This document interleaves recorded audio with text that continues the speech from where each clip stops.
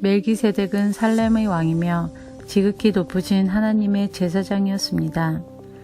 그는 아브라함이 여러 왕들을 무찌르고 돌아오는 길에 아브라함을 만나 축복해 주었습니다.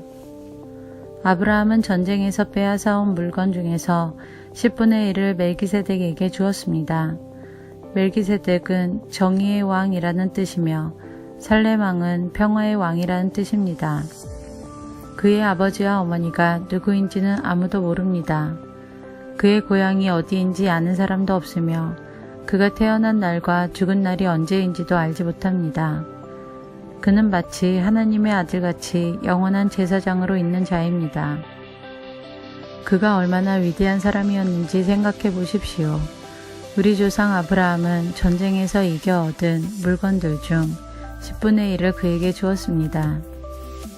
제사장이 된 레위 사람들은 율법에 따라 백성으로부터 10분의 1을 받을 수 있게 되어 있습니다.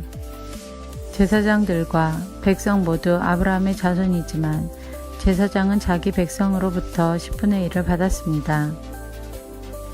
멜기세덱은 레위 지파도 아니었는데 아브라함으로부터 10분의 1을 받았습니다. 그리고 하나님의 약속을 받은 아브라함을 축복해 주었습니다. 높은 사람이 낮은 사람을 축복해 줄 수 있다는 사실은 여러분도 알고 있을 것입니다.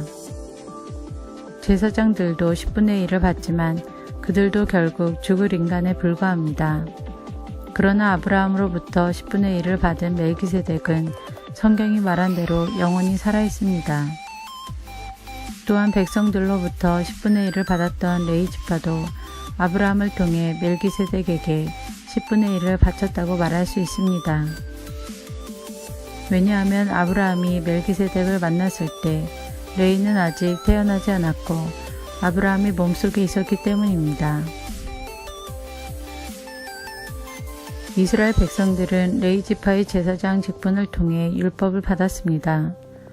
그러나 제사장 직분을 받았다고 해서 그들이 영적으로 완전해질 수는 없었습니다.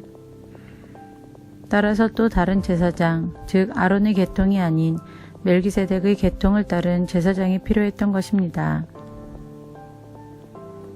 다른 제사장이 온다면 율법도 바뀌어야 할 것입니다. 우리는 지금 그리스도에 대해서 말하고 있습니다. 그리스도는 레위 지파가 아닌 다른 지파의 사람이었는데 그 지파에서 나온 사람들 중 제단에서 제사장으로 섬긴 사람은 한 명도 없습니다. 우리 주님께서 유다 지파에 속했다는 사실은 분명합니다.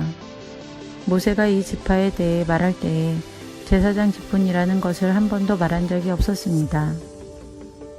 멜기세덱과 같은 또 다른 제사장이 오신 것을 보면 이제 더 분명해지는 것 같습니다. 그분은 인간의 법과 규칙에 따라 제사장이 되신 것이 아니고 영원한 생명의 능력으로 제사장이 되셨습니다. 성경에 그분에 대해 이렇게 기록되어 있습니다. 너는 멜기세덱의 계통을 따른 영원한 제사장이다. 옛 계명은 약하고 쓸모가 없으므로 이제 폐지되었습니다. 모세의 율법으로는 아무것도 완전하게 할 수 없습니다.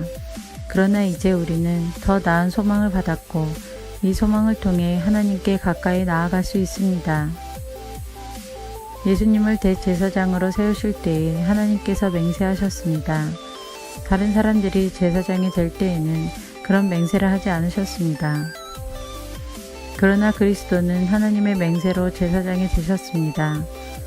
주님께서 너는 영원한 제사장이다 라고 약속하셨으니 그 마음을 결코 바꾸지 않으실 것입니다. 예수님께서 하나님과 그의 백성 사이에 더 좋은 약속의 보증이 되셨다는 뜻입니다.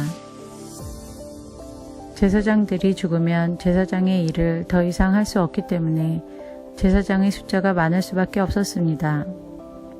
그러나 예수님께서는 영원히 살아계시기 때문에 결코 제사장의 일을 쉬지 않으실 것입니다. 그러므로 예수님은 자기를 통해 하나님께 나아오는 자들을 완전히 구원하실 수 있습니다.